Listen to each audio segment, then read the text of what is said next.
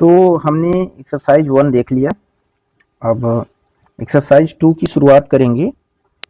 Revisiting irrational number. In class 9th you were introduced irrational numbers and many of their properties. मतलब कि class 9th में हमने irrational number को introduce किया था, जाना था उसके बारे में और उसकी बहुत सारी प्रॉपर्टी के बारे में भी पढ़ा था। You have studied about their existence and how the rational and the irrational together made of the real number. हम उसके अस्तित्व के बारे में जाने थे इरेशनल नंबर के, और वो रियल नंबर को कैसे बनाते हैं, रेशनल और इरेशनल मिल के रियल नंबर को कैसे बनाते हैं। कह रहा है कि हमने लोकेट किया इरेशनल नंबर को नंबर लाइन पर। पिछली क्लास में हमने प्रूफ नहीं किया था कि इरेशनल को क्या होता है, इरेशनल को कैसे प्रूव करते हैं। We did not prove that they were irrational. In this section we will prove. यहाँ पर हम प्रूव करेंगे कि √2, √3, √5 एंड इन जनरल अगर √p है तो p हमारा क्या होना चाहिए, प्राइम नंबर होना चाहिए।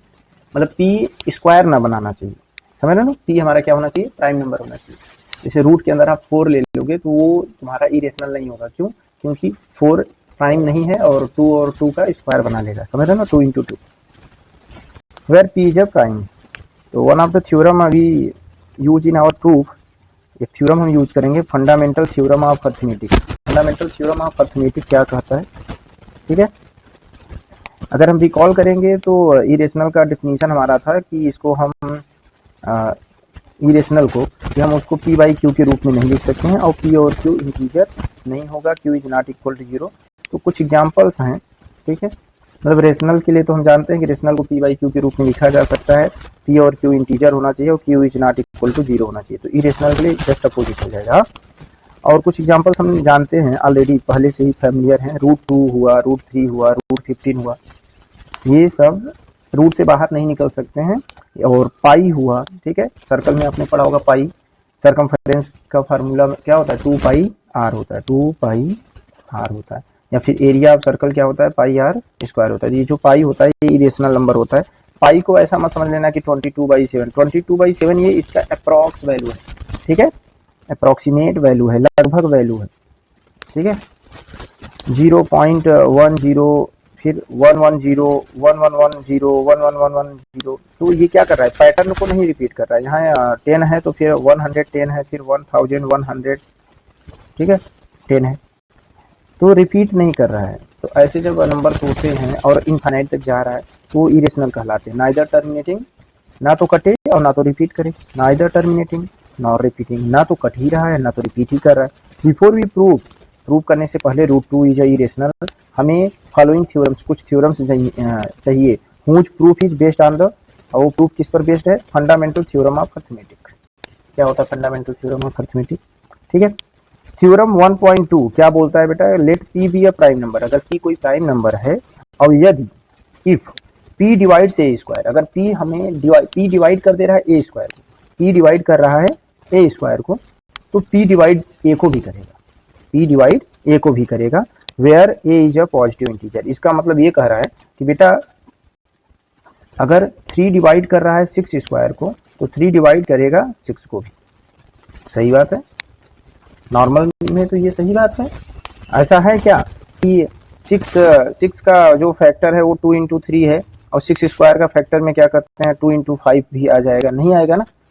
6² के भी फैक्टर में तुम देखोगे तो 2 × 3 बस क्या हो जाएगा, स्क्वायर बढ़ जाएंगे, लेकिन फैक्टर, प्राइम फैक्टर वही रहेगा। प्राइम फैक्टर चेंज नहीं होगा। प्राइम फैक्टर किसी भी नंबर का यूनिक होता है, आपके पावर बढ़ाने से उसमें कोई चेंजेज नहीं होगा। तो अगर p, वो प्राइम नंबर p जो डिवाइड कर रहा है a² को, वो प्राइम नंबर p 3 भी हो सकता है या 2 भी हो सकता है, तो वो हमारे 6 को भी डिवाइड करेगा, देन p डिवाइड a, वो a को भी डिवाइड करेगा।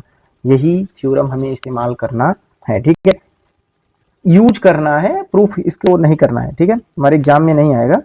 तो प्रूफ है, let the prime factorisation of a as follow. तो हम मान लेते हैं कि ए कोई एक नंबर है, कंपोजिट नंबर है, और उसके हम प्राइम फैक्टर को लिखने जा रहे हैं। अब ए को हम लिखे तो उसके प्राइम फैक्टर कौन कौन है, p1 p2 dash dash dash, कहाँ तक, pn तक, ठीक है। Where p1 p2 pn are primes, ये सब प्राइम है। नॉट नेसेसरली डिस्टिंक्ट, जरूरी नहीं है कि क्या कहते हैं सब अलग अलग होंगे, डिस्टिंक्ट होंगे। मतलब कि ऐसा भी हो सकता है नंबर लिए हो जो कि जिसमें 2 2 2 2 बार बार आए, फिर 3 3 3 बार बार आए, ठीक है। अब ऐसा भी नंबर ले सकते हो कि 2 इंटू 3 इंटू 5 इंटू 7 है, वो केवल इसके केवल ये प्राइम है, ठीक है, प्राइम फैक्टर। और ऐसा भी हो सकता है कि 2 इंटू 2 इंटू 3 इंटू 5 है, ऐसे नंबर भी ले सकते हो। तो देयरफॉर अगर हमने a के प्राइम फैक्टर हैं 2 इंटू 3 इंटू 5 इंटू 7, अगर मैं a स्क्वायर करूंगा तो सबके फैक्टर भी क्या हो जाएंगे, स्क्वायर हो जाएंगे, सबके फैक्टर भी क्या हो जाएंगे, स्क्वायर। तो कह रहे देयरफॉर अगर a equal to P1 P2 P3 Pn तक है तो a स्क्वायर करूंगा तो यही सेम चीज 2 बार मल्टीप्लाई हो जाएगा, क्या हो जाएगा, 2 बार मल्टीप्लाई हो जाएगा तो स्क्वायर हो जाएगा। तो P1 square P2 square up to Pn square, ठीक है। नाउ अब वी आर गिवन दैट, हमको पहले से दिया गया है, ठीक है, ये तो हमने माना कि a का फैक्टर है P1 P2 Pn, और हमको पहले से दिया गया कि p एक p प्राइम नंबर है जो कि डिवाइड कर देता है, किसको डिवाइड कर देता है, a स्क्वायर को। p एक प्राइम नंबर है जो कि डिवाइड कर देता है a स्क्वायर को, क्योंकि देखो यहाँ पर पहले से बोला था यदि p डिवाइड करता है a स्क्वायर को, तो प्रूफ हमें करना है कि p डिवाइड करेगा a को भी। अगर p डिवाइड कर रहा है a स्क्वायर को तो p डिवाइड करेगा a को भी। तो अगर p डिवाइड कर रहा है a स्क्वायर को, therefore from the fundamental theorem of arithmetic, fundamental theorem of arithmetic ये बोलता है कि जो फैक्टर होते हैं वो यूनिक होते हैं, ठीक है, फैक्टर किसी भी कंपोजिट नंबर का फैक्टर यूनिक होता है, वो चेंज नहीं होता है, फिक्स होता है।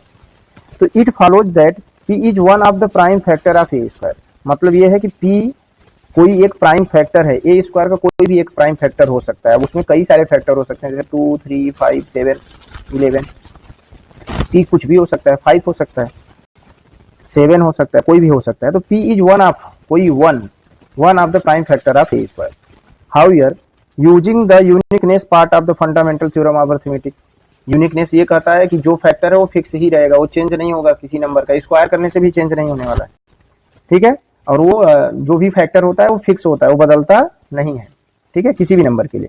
जैसे अगर मैं लेता 2 3 जा 6 6 5 जा 30, अब 30 के लिए तुम फैक्टराइज करोगे तो ऐसा हो सकता है कि तुम पहले 5 लिखो, फिर 3 लिखो, फिर 2 लिखो, या पहले 3 लिखो, फिर 2 लिखो, फिर 5 लिखो, लेकिन आएगा यही कौन 2 3 5। 30 का फैक्टर कौन कौन होगा, 2 3 5, prime factor. We realise that the only prime factor of a square, और अभी हमने कुछ देर पहले बोला था कि ए स्क्वायर का प्राइम फैक्टर कौन कौन है, P1 square P2 square Pn square, या P1 P2 Pn। A square का प्राइम फैक्टर कौन है, P1 P2 Pn, ठीक है।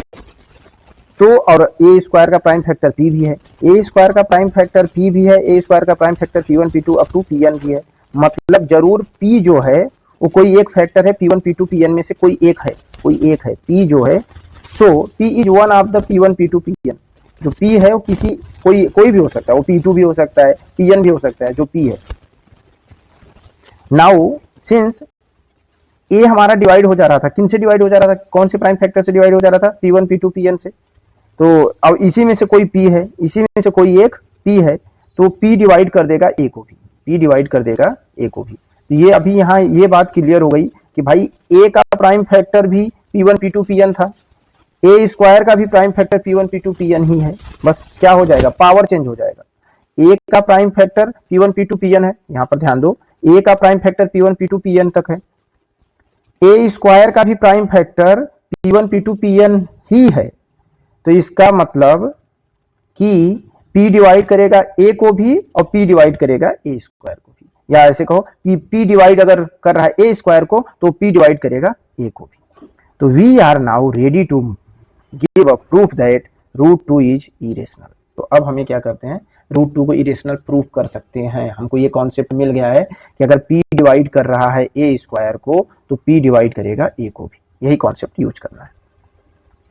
The proof is based on the technique called proof by contradiction. जो जिस तरीके से हम प्रूफ करेंगे वो हमारा टेक्निक होगा कंट्राडिक्शन। पहले उसको गलत मान लो, पहले दिन को रात मान लो और फिर कंडीशंस बता दो कि रात में ऐसा होना चाहिए, रात में ऐसा होना चाहिए, और रात में ऐसा नहीं हो रहा है तो वो दिन है, ठीक है, उल्टा मान के प्रूफ करना है। And this technique is discussed in some detail in appendix 1, ठीक है। तो थ्योरम 1.3 है, √2 इज इरेशनल प्रूफ करना है। तो कह रहे लेट अस अज्यूम, चलो मान लेते हैं, टू द कॉन्ट्रेरी, हम जो भी मानेंगे सब उल्टा मानेंगे, कॉन्ट्रेरी अपोजिट मानेंगे, विरोध मानेंगे कि √2 इज रेशनल। हम जानते हैं कि √2 इरेशनल है, लेकिन √2 को हम क्या मानेंगे, रेशनल मानेंगे। So we can find integers, r and s. तो हम इंटीजर्स फाइंड कर लिए आर एंड एस, जिसको हम पी बाई क्यू के रूप में लिख सकें, ठीक है। और यस जो है वो नॉट इक्वल टू जीरो होना चाहिए, जो एस है वो नॉट इक्वल टू जीरो होना चाहिए, सच दैट √2 इक्वल टू हम बोल दिए आर बाई एस। सपोज हम ये मानते हैं, ठीक है, तो ऐसे तुम्हें कर लेना है कि √2 को पहले P by Q R by S कुछ भी मान लो, उसके बाद बोलना कि इसके बीच में कॉमन फैक्टर अदर देन 1 होने चाहिए, ठीक है। कॉमन फैक्टर अदर देन 1 है, ठीक है। तो 1 के अलावा भी कॉमन फैक्टर है, तो चलो इनको हम ऐसे काट लेंगे। और काटने के बाद अब ये बन गया a बाई बी। जैसे होता नहीं है कि अगर कोई 4/6 है, अब कट करेंगे तो 2/3 बन जाएगा, बन जाएगा। तो हमने कट कर दिया, then we divide by the common factor, जो भी कॉमन फैक्टर था उससे हम डिवाइड कर दिए। अब हमें क्या मिल गया, √2 equal to a by B.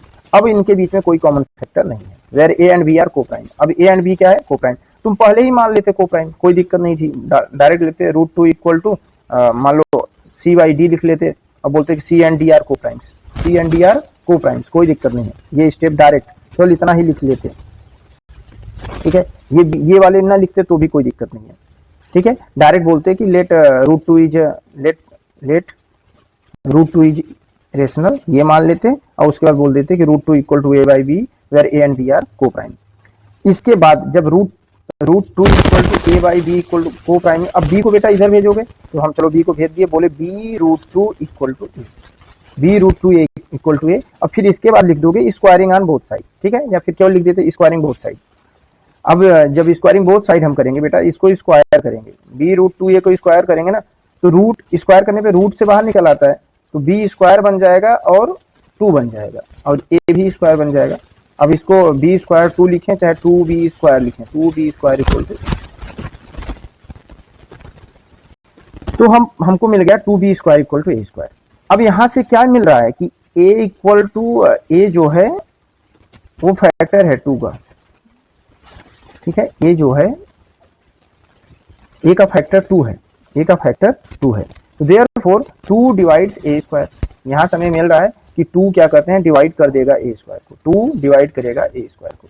क्योंकि देखो जैसे अगर मैंने बोला कि 6, तो 6 को मैं अगर लिख दिया 2 इंटू 3, तो हम बोलेंगे ना कि 6 क्या करते हैं, डिवाइड हो जाएगा 2 से, या 2 डिवाइड कर देगा 6 को, 2 डिवाइड कर देगा 6 को। तो ऐसे ही 2 डिवाइड कर देगा a स्क्वायर को, therefore 2 divides a square. Now bye theorem 1.3 it follows that 2 divides a। अगर 2 डिवाइड कर रहा है a स्क्वायर को, तो 2 डिवाइड करेगा a को भी। अभी पीछे हमने प्रूफ किया कि अगर 2 डिवाइड कर रहा है कोई प्राइम नंबर a स्क्वायर को डिवाइड कर रहा है, तो वो प्राइम नंबर a को भी डिवाइड करेगा। अब अगर मैंने बोला कि ठीक है 2 डिवाइड कर रहा है a को, 2 डिवाइड कर रहा है a को, तो a को मैंने लिख दिया कि a डिवाइड हो रहा है 2 से, तो डिवाइड करने के बाद आ रहा है 2c, 2 इंटू सी। a जब डिवाइड हो रहा है तो 2 इंटू सी आ रहा है, 2 इंटू सी आ रहा है। अब हमको पता नहीं कि a क्या है, तो a को जब मैं डिवाइड कर रहा हूं तो 2 इंटू सी आ रहा है, फॉर सम इंटीजर c, वो c कोई इंटीजर है। अब सब्स्टिट्यूटिंग मींस उसकी जगह पे अब हम रखेंगे, सब्स्टिट्यूट करेंगे, a की जगह पर हम क्या लिख देंगे 2c, a की जगह पे, जैसे हम अब 6 की जगह पे हम 2 इंटू 3 लिख सकते हैं ना। और 6 स्क्वायर भी क्या कहते हैं, डिवाइड हो जाएगा ना 2 से, 6 स्क्वायर मतलब 36, 36 2 से डिवाइड होगा, तो 6 भी 2 से डिवाइड होगा, 6 भी 2 से डिवाइड होगा ना, होगा कि नहीं होगा। जैसे अब इसको डिवाइड करते तो 2 इंटू 18 लिखते, और जब 6 को डिवाइड करेंगे तो 2 इंटू 3। तो अब हम 6 की जगह पर वही a की जगह पे 2 इंटू 3 लिख रहे हैं ना, a की जगह पे 2 इंटू सी लिख रहे हैं ना, तो वैसे ही 6 की जगह पे 2 इंटू 3, तो a की जगह पे 2 इंटू सी, मतलब डिवाइड करने पे जब a को डिवाइड कर रहे हैं तो 2 इंटू 3 आ रहा है, हम इसको पुट कर दे रहे हैं, ठीक है। We gate 2b square, 2b square तो हमें पहले ही पता था। a की जगह पर हमने क्या लिख दिया, a की जगह पर हमने लिख दिया 2c, अब 2c का स्क्वायर कर दिया, 2c का स्क्वायर कर दिया, तो 2b स्क्वायर इक्वल टू मुझे क्या मिला 4c स्क्वायर, 4c स्क्वायर। अब b स्क्वायर, ठीक है, b स्क्वायर करें 2 से हम कट करेंगे इसको, तो ये क्या आ जाएगा 2 कट जाएगा ना, 2 1 जा 2, 2 2 जा 4, तो b स्क्वायर इक्वल मुझे क्या मिल गया 2c स्क्वायर। अब जब b square equal to 2c square हम लिखेंगे, तो अब बोलेंगे कि b भी डिवाइड हो जाएगा 2 से, मतलब 2 डिवाइड कर देगा b को, 2 डिवाइड कर देगा b, तो this means that 2 divide b square. जब b 2 डिवाइड कर रहा है b स्क्वायर को, तो 2 डिवाइड b भी हो जाएगा। Again using the theorem 1.3 with p equal to 2, तो हमें यहाँ से क्या मिला कि जो प्राइम नंबर 2 है ये क्या करते हैं, दोनों को डिवाइड कर रहा है, a स्क्वायर को भी डिवाइड कर रहा है b स्क्वायर को, जबकि हम पहले माने थे कि इनके बीच में कोई भी कॉमन फैक्टर नहीं है, कोई भी कॉमन फैक्टर नहीं है अदर देन 1, ठीक है, ये दोनों को प्राइम है। Therefore a and b have at least 2 as a common factor. हम यहाँ से आ गए कि एट लीस्ट 2 इसमें कॉमन फैक्टर है, but this contradict the fact, ये हमारे फैक्ट को कॉन्ट्राडिक्ट कर रहा है। A and b have no common factor other than 1, जो हम माने थे कि जबकि हमने माना था कि ए एंड बी क्या करते हैं, को प्राइम है, नो फैक्टर अदर देन 1। तो दिस कॉन्ट्राडिक्शन हैज अराइजन, ऐसा इसलिए आया बिकॉज आवर इनकरेक्ट अजम्पशन, क्योंकि हमने गलत नंबर माना है भाई। अगर हम रेशनल मानते तो रेशनल के लिए तो ये बातें सही हैं, लेकिन इरेशनल के लिए ये सब बातें सही नहीं होती हैं। तो this contradict has arisen because our incorrect assumption, जो हमने माना था उसको रेशनल माना था, मतलब रेशनल नहीं है। दैट √2 इज इरेशनल, ठीक है। So we conclude that √2 is irrational, ठीक है। हमने जो करेक्ट अजम्पशन, ठीक है, इनकरेक्ट अजम्पशन माना था कि √2 इज रेशनल, वो हमारा गलत है। हमारा करेक्ट क्या होगा, √2 इज इरेशनल। एग्जांपल 5 है, प्रूव दैट √3 इज इरेशनल। इस बार हमें √3 को इरेशनल प्रूव करना है। लेट अस अज्यूम, चलो मान लेते हैं कि फिर से वही चीज कॉन्ट्ररी मानेंगे कि √3 इज रेशनल। इसके बाद हम क्या बोलेंगे कि we find that integer a and b is not equal to 0। A और बी इंटीजर है और बी नॉट इक्वल टू 0 है, और हमने √3 equal to a by b लिख लिया। और फिर हम ये भी मानेंगे कि a and b have no common factor, ठीक है, कोई भी कॉमन फैक्टर उनके बीच में नहीं है, ठीक है। No common factor other than 1। Direct तुम लिख देना कि एज्यूम करते हैं कि a and b are coprime. अगर इतना कुछ नहीं लिखना तो डायरेक्ट लिखना a and b is coprime. उसके बाद क्या करते हैं, बी को इधर लेके जाओगे, बी √3, फिर बी √3 इक्वल टू ए लिख दोगे। फिर स्क्वायरिंग ऑन बोथ साइड, जैसे ही स्क्वायर करोगे बोथ साइड तो ये हमें मिल जाएगा 3b स्क्वायर, √3 बाहर निकल आएगा, 3 और b का स्क्वायर हो जाएगा इक्वल टू ए स्क्वायर। अब जैसे ही हमको ये मिल जाएगा तुम ये बोलोगे कि 3 डिवाइड कर रहा है ए स्क्वायर, 3 डिवाइड कर रहा है ए स्क्वायर को, तो 3 डिवाइड करेगा ए को भी, 3 डिवाइड करेगा ए को भी। तो देयरफॉर ए, ठीक है, हमने स्क्वायर किया, हमें 3b square equal to a square मिल गया। अब हम बोलेंगे कि 3 डिवाइड कर रहा है ए स्क्वायर, 3 डिवाइड कर रहा है ए स्क्वायर को, तो a square is divisible by 3, a square is divisible by 3। फिर आगे हम बोलेंगे कि a is also divisible by, theorem ये बोलता है कि अगर ए स्क्वायर डिविजिबल हो रहा है 3 से तो ए भी डिविजिबल होगा 3 से। अब हम बोलेंगे कि ठीक है, अगर ए डिविजिबल हो जा रहा है 3 से तो ए को हम लिख सकते हैं 3c के रूप में, ए को हम लिख सकते हैं 3c के रूप में। तो अब ए इक्वल टू 3c लिख लेंगे, ठीक है। कोई भी c कोई इंटीजर है, फॉर सम इंटीजर c। अब कहेंगे हम सब्स्टिट्यूट करेंगे, क्या करेंगे, सब्स्टिट्यूट करेंगे। ए की जगह पर सब्स्टिट्यूटिंग, ए की जगह पर 3c लिख देंगे, ए की जगह पर 3c लिख देंगे। तो अब ए की जगह पर 3c और उसका स्क्वायर करेंगे तो 9c स्क्वायर बन जाएगा, मतलब 3b square equal to 9c square आ जाएगा सब्स्टिट्यूट करने के बाद। जैसे उसकी जगह पर हम रखेंगे, ए की जगह पे 3c रखेंगे और स्क्वायर कर देंगे। अब जब 3 से 3 कट जाएगा तो हमें मिलेगा b square equal to 3c। अब यहाँ से ये बात निकल के आई कि b स्क्वायर भी 3 से डिविजिबल हो जाएगा, क्योंकि b स्क्वायर इक्वल टू मैंने लिख रहा हूँ ना 3c स्क्वायर, मतलब b स्क्वायर को हम 3 से डिवाइड कर सकते हैं।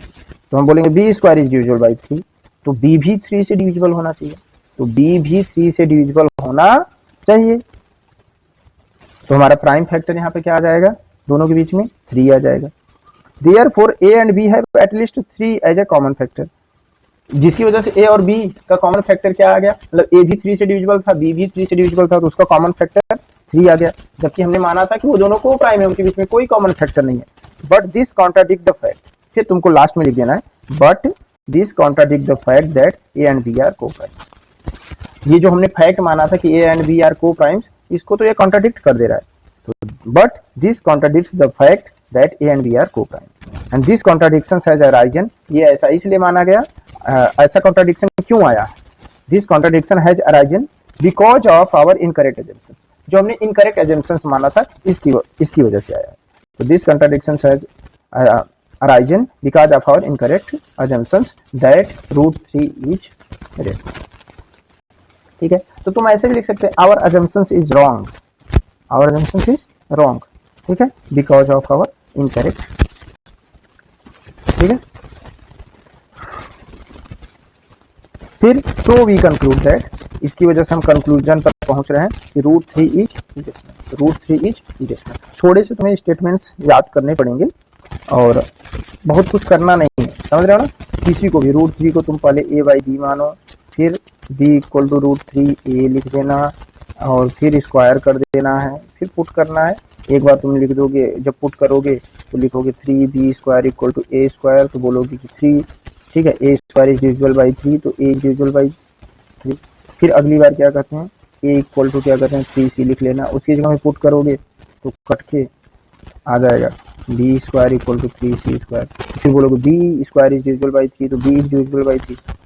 ठीक है, बहुत कुछ नहीं है। अब हम प्रूव करेंगे कि क्लास 9th में हमने पढ़ा था कि रेशनल में अगर हम इरेशनल जोड़ेंगे तो हमें इरेशनल मिलेगा।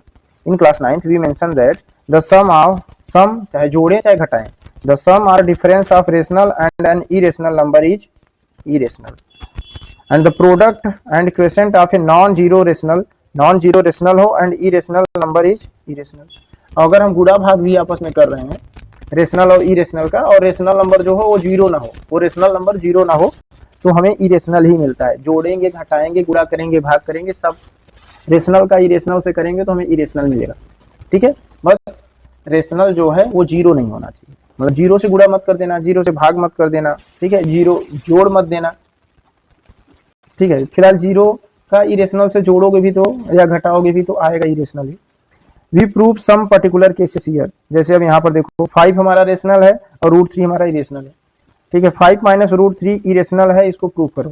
ठीक है, ऐसे वाले में तो और स्टेप कम होते हैं, ये और छोटा प्रूफ होता है। तो कहेंगे हम मानेंगे वही चीज कि चलो to the contrary that 5 minus √3 is rational, हम यही मानेंगे, कॉन्ट्रेरी ही मानेंगे कि 5 माइनस √3 इज रेशनल। इसके बाद बोलेंगे कि 5 माइनस √3 को हम a बाई बी के रूप में लिख सकते हैं, और a and b are integer and b is not equal to 0 and a b are coprime. a and b are coprime मतलब इनके बीच में कोई भी कॉमन फैक्टर नहीं है, जो बात हम पहले माना करते थे। ठीक है, हाँ, टूटे फूटे शब्दों में भी लिख सकते हो, a and b are coprime, a and b are integer, b is not equal to 0। Therefore 5 minus a by b equal to √3 लिख लिए, 5 minus a by b equal to √3। हमने इसको इस तरफ लेके आ गया, क्योंकि हम पहले ही माने हैं कि a और b क्या है, इंटीजर हैं, और a एंड b अगर इंटीजर है तो रेशनल नंबर बन जाएगा। ठीक है, तो 5 minus a by b equal to √3। बेटा 5 भी रेशनल है, a बाई b भी रेशनल है। a बाई b रेशनल क्यों है कि a और b इंटीजर हैं, और a अपॉन b के रूप में हमने उसको लिखा है, और b is not equal to 0 भी हमने लिखा है। तो लेफ्ट साइड में रेशनल और राइट साइड में इरेशनल, ऐसा तो नहीं होना चाहिए था, मतलब हमारा जंक्शन रॉन्ग है। हमने माना था कि 5 माइनस √3 रेशनल है, ये मानना ही हमारा गलत है, क्योंकि हम पहले ही जान चुके हैं कि अब रूट के अंदर अगर कोई प्राइम नंबर लिखा है, रूट के अंदर कोई प्राइम नंबर लिखा है तो वो इरेशनल होता है। वो क्या होता है, इरेशनल होता है। तो रीअरेंजिंग दिस इक्वेशन, रीअरेंजिंग का मतलब क्या कह रहा है कि हमने देखो ना, इसको इस तरफ लेके आया, ये रीअरेंज करना कहते हैं इसी को। इसको इधर ले गए और इसको इधर ले गए, √3 को उधर ले गए तो प्लस √3 हो गया, a बाई बी को इधर लेके आया तो माइनस हो गया। Rearranging this equation we get √3 equal to 5 minus a by b. ठीक है, अब अगर तुम डिनोमिनेटर क्या कहते हैं सेम करना चाहोगे तो b, ठीक है, 5b माइनस a अपान में b हो जाएगा। Since a and b are integer, a और b इंटीजर है, we get 5 minus a by b is rational. तो हमें क्या मिलेगा कि भाई a और b अगर इंटीजर हैं तो इंटीजर के साथ इंटीजर जोड़ो रेशनल आएगा, रेशनल के साथ रेशनल जोड़ो रेशनल आएगा, तो 5 या घटाओ तो रेशनल आएगा। तो 5 minus a by b is rational and √3 is, ठीक है, रेशनल। लेकिन हमको पता है कि √3 रेशनल नहीं है। 5 minus a by b rational है तो √3 भी रेशनल होना चाहिए, क्योंकि दिस इक्वल टू दिस बोल रहा है, √3 equal to 5 minus a by b, लेकिन ये तो गलत है। But this contradict the fact, हमारा जो फैक्ट है, रियल फैक्ट तो ये बोलता है कि √3 इरेशनल है। तो but this contradict the fact, ये हमारे फैक्ट का विरोध कर रहा है कि √3 is irrational. This contradiction has arisen, अब फिर से ये वाला स्टेटमेंट याद कर लेना कि ऐसा कॉन्ट्राडिक्शन क्यों आया। This contradiction has arisen because of our incorrect assumptions, ऐसा इसलिए आया क्योंकि हमारा अजम्पशन क्या था, इनकरेक्ट था। तो 5 माइनस √3 इज रेशनल। तो लास्ट की ये दो स्टेटमेंट याद कर लेना, और बीच में आप देख ही रहे हो इधर से उधर करना था। ये प्रूफ बहुत छोटा होता है, अगर इस वाला प्रूफ आता है 2 नंबर में आना ही आना है हर बार, चाहे ये आ जाए चाहे ऊपर वाला आ जाए, हर बार आएगा, कभी ऐसा नहीं होगा कि ना आए, हर साल आया है। एग्जाम्पल 7 बोल रहा है सो दैट 3√2 इज इरेशनल। इसको प्रूव करो कि इरेशनल है। अब देखो यहाँ पे क्या है, रेशनल और इरेशनल का गुणा। अभी जोड़ घटाना किए थे, ऊपर वाला क्या है, घटाना है तो जोड़ भी ऐसे ही होगा। अब एक तो गुणा दे देगा या भाग दे देगा, तो यहाँ पर गुणा दिया है। तो फिर से हम मानेंगे कि लेट अस अज्यूम, ये वाला स्टेटमेंट फर्स्ट स्टेटमेंट याद रखना, let us assume to the contrary that 3√2 is rational, मान लेना। फिर हम मान लेंगे कि we can find coprime a and b, that is we can find coprime a and b is not equal to 0। हम ये बोलेंगे कि ए और बी को प्राइम है और b is not equal to 0। इसके बाद बोलेंगे such that 3√2 equal to a by b. ठीक है, इसके बाद हम रीअरेंज कर लेंगे बेटा, रीअरेंज करेंगे 3 को इधर नीचे भेज देंगे, तो इधर बचेगा √2 equal to a by 3b। जब देखो रेशनल इरेशनल का मिक्सचर मिलेगा ना, तो हमें रीअरेंज करना है। अब हम बोलेंगे कि 3 भी रेशनल, ए बी सब इंटीजर हैं तो सब रेशनल बन जाएंगे, तो 3ab आर इंटीजर। और इंटीजर जब आपस में मिलते हैं, चाहे गुणा करो, चाहे भाग करो, चाहे जोड़ करो, चाहे घटाना करो, रेशनल ही मिलता है, इरेशनल नहीं मिलेगा। तो a/3b is rational, so √2 is भी रेशनल। अगर a/3b रेशनल है तो √2 को भी रेशनल होना चाहिए, क्योंकि दिस इक्वल टू दिस है, लेकिन ऐसा नहीं होगा। But this contradict the fact, ये हमारे फैक्ट को कॉन्ट्राडिक्ट कर रहा है। The fact that √2 is irrational, but this contradict the fact, ये हमारे फैक्ट को कॉन्ट्राडिक्ट कर रहा है, √2 इज इरेशनल। ठीक है, so we conclude that 3√2 is irrational. तो बेटा तुम्हें कुछ स्टेटमेंट याद करने हैं और 2 नंबर तो आना ही आना है, और 8-10 बार प्रैक्टिस कर लो, श्योर बनने वाला है। एक्सरसाइज 1.2 बहुत छोटा है, √5 इज इरेशनल, वही सेम प्रूफ है जो √3 का है, जो √3 का है, जो √2 का है। बस √3 हटा के यहाँ पे √5 कर लेना है। Let us assume to the contrary √5 is rational, that is we can find integer a and b such that √3 equal to a by b। और चाहे तुम डायरेक्ट लिख देते कि we find that this is a co-prime, जैसे कि इसी statement में बोला है, यहाँ पर बोल देता है ना, शुरू में ही बोल देता है कि we can find co-prime। ठीक है, a and b is co-prime, तो डायरेक्ट लिख देते √5 equal to a by b। ठीक है, और b is not equal to 0। तो ये वाला स्टेटमेंट से तुम बच जाओगे। डायरेक्ट को-प्राइम बोल दोगे तो ये वाला नहीं करना पड़ेगा।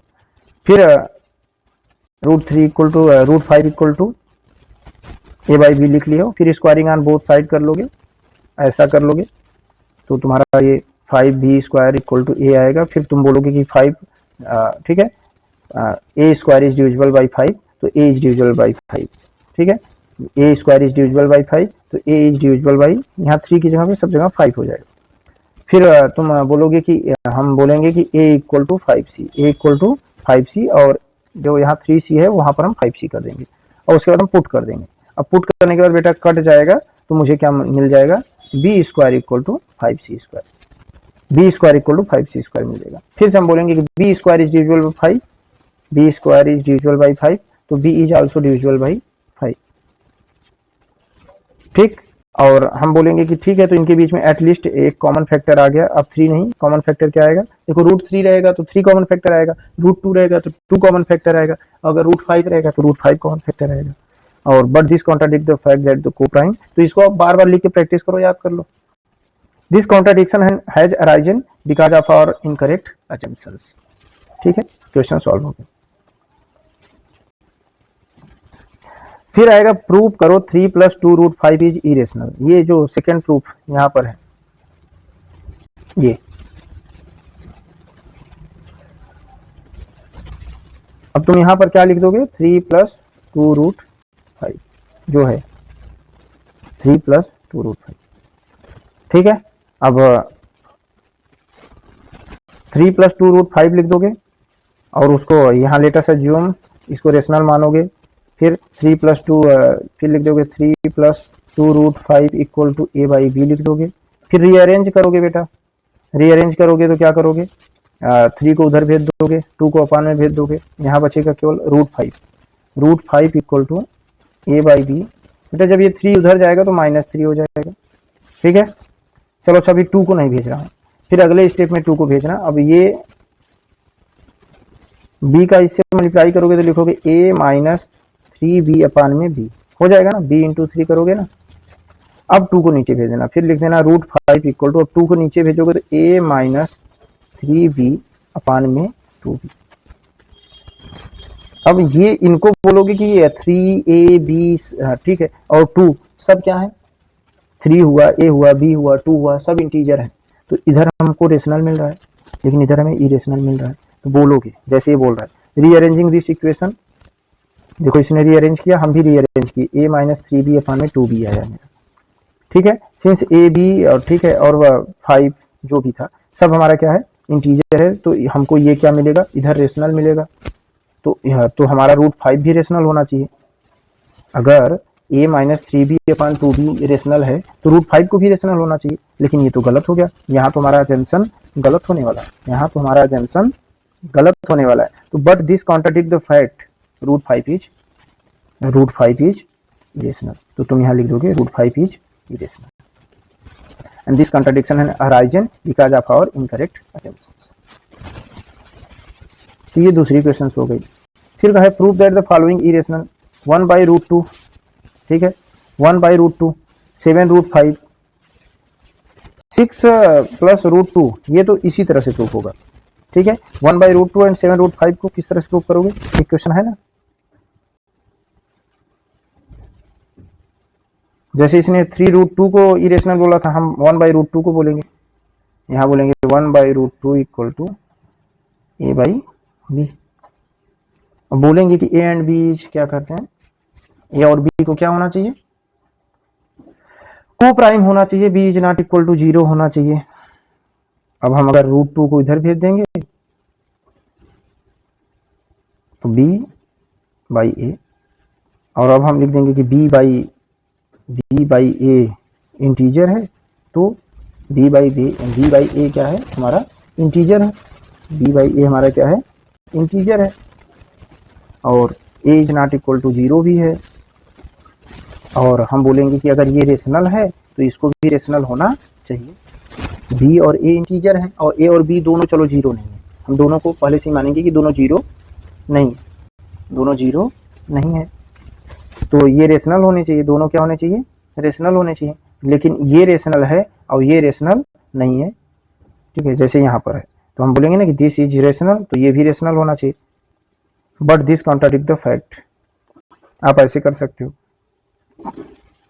फिर आया 7√5, तो यहाँ पे 3√2 था, तो तुम बस 7√5 कर लोगे, यहाँ पे 7√5, ठीक है। अब √5 को इधर ही रहने दोगे और a अपान में 7b कर दोगे। फिर बोलोगे कि a अपान 7b हमारा क्या है, a b 3 सब इंटीजर हैं, तो a अपान 7b हमारा रेशनल है, तो √5 भी हमारा क्या होना चाहिए, रेशनल।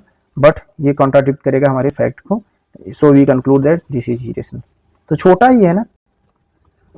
6 प्लस √2 को जब प्रूव करना होगा तो फिर से आप यहाँ पर आ जाओगे, यहाँ पर जो 3 प्लस √5 अभी किए थे, अब लिखेंगे 6 प्लस √2, फिर क्या करेंगे, इक्वल टू a/b लिखेंगे, फिर √2 इक्वल टू 6 को उधर भेज देंगे, a/b इक्वल टू -6 लिख देंगे, फिर a/b -6 को हम बोलेंगे कि ये क्या कहते हैं, रेशनल है, तो √2 भी हमारा क्या होगा, रेशनल। फिर but this contradict the fact, ठीक है बेटा। तो हमारा ये चैप्टर खत्म हो गया। इस चैप्टर में कुछ है नहीं, बस ये है कि तुमको 2-3 प्रकार के प्रूफ हैं जो कि रटना है और हर बार आना, एग्जाम में फिक्स है आना, 2 नंबर में 4 नंबर में फिक्स है आना। तो समरी बोलता है कि in this chapter you have studied the following points, क्या पढ़े, the fundamental theorem of arithmetic पढ़े, कि एवरी कंपोजिट नंबर, ठीक है, expressed as a product of prime, किसी भी कंपोजिट नंबर को हम एक्सप्रेस कर सकते हैं प्राइम नंबर के गुणा के तौर पर, प्राइम नंबर के गुणा के तौर पर। जैसे अगर कंपोजिट नंबर 6 है तो हम इसे 2 × 3 लिख सकते हैं। कंपोजिट नंबर 12 है, इसको हम क्या लिख सकते हैं, 2 × 2 × 3 लिख सकते हैं ना। And this factorization is unique, ये फैक्टराइजेशन यूनिक है, मतलब कि 12 का फैक्टराइजेशन चाहे जैसे करोगे, 2 बार आएगा और 3 एक बार आएगा। Apart from the order in which the prime factor occur, order अलग कर सकते हो, 3 × 2 × 2 लिख सकते हो, उससे कोई दिक्कत नहीं। If p is prime and p divides a, और हमने फिर क्या पढ़ा कि p अगर प्राइम है और p डिवाइड कर रहा है a स्क्वायर को, p डिवाइड कर रहा है a स्क्वायर को, तो p डिवाइड करेगा a को भी, मतलब कि अगर 3 डिवाइड कर रहा है 6 स्क्वायर को तो 3 डिवाइड करेगा 6 को भी, बस बात खत्म। फिर हमने प्रूव करना सीखा √2 √3 को इरेशनल है, ठीक है। और हमने एलसीएम और एचसीएफ भी सीखा था कि ए और बी अगर है तो ए और बी का गुणा और LCM of a and b का गुणा किससे, HCF of a and b के बराबर होता है। ठीक है, तो एलसीएम या प्रोडक्ट ऑफ टू नंबर, दो नंबर का गुणा और दो नंबर का एलसीएम और एचसीएफ आपस में करने पर बराबर आते हैं। 3 नंबर के लिए एक फार्मूला दिया गया है कि अगर हमको 3 नंबर मिल जाते हैं तो इसको कैसे करेंगे कि मान लेते हैं कि HCF of p q r equal to LCM of p q r, और पी और क्यू और आर का आपस में मल्टीप्लाई करके अगर हम ये रिलेशन बैठाने की कोशिश करेंगे तो ये केवल 2 नंबर के लिए होता है, 3 नंबर के लिए गलत हो जाएगा। Where p and q are the positive integer.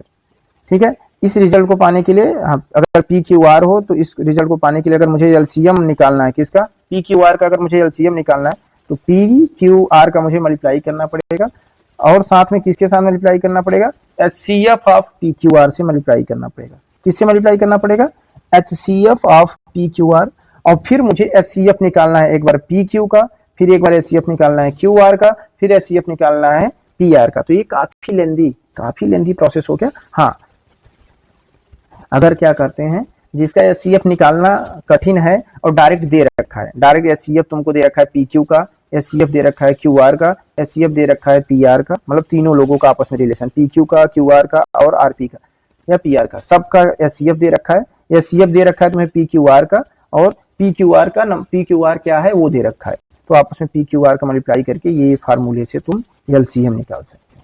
अगर ऐसे मुझे एचसीएफ निकालना होगा पी क्यू आर का तो मैं पी क्यू आर का आपस में मल्टीप्लाई करूंगा, जब मुझे एचसीएफ निकालना है तो मैं एलसीएम से मल्टीप्लाई करूंगा, और नीचे भी डिनोमिनेटर भी मैं क्या रखूंगा, एलसीएम पी क्यू का, एलसीएम क्यू आर का, एलसीएम पी आर का। कभी यूज नहीं होने वाला है, ठीक है, तुम्हारे बोर्ड एग्जाम में कभी नहीं आने वाला। तुम्हारे बोर्ड एग्जाम में सबसे ज्यादा क्वेश्चन यहीं से पूछा जाना है, ठीक है, यहाँ से पूछा जाना है। और फिर क्या कहते हैं, product of two number LCM and HCF से आएगा, product of two number LCM and HCF से आएगा, और इससे ज्यादा कुछ नहीं आने वाला है। ओके, ठीक है, इसका सोल्यूशन का जो पीडीएफ है वो मैं भेज दूंगा और वो सोल्यूशन भी करवा दूंगा। ठीक है, ये चैप्टर ओवर।